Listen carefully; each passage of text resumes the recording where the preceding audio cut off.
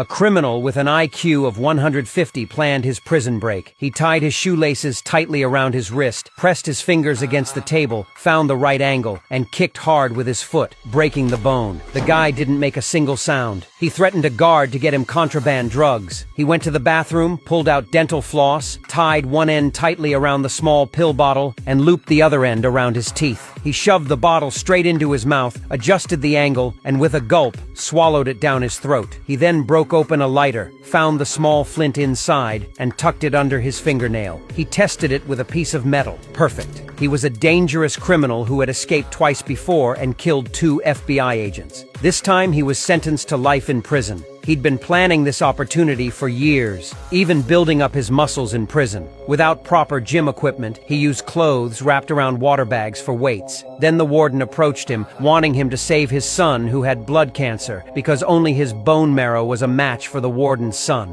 He knew the moment he'd been waiting for had finally come. Soon he was scheduled for transport to the hospital, guarded by 4 military personnel. They even deployed a helicopter to prevent his escape. The man looked around calmly from the vehicle. 2 police dogs stood guard at the hospital entrance. He got out of the car in a wheelchair, and the dogs wanted to sniff him.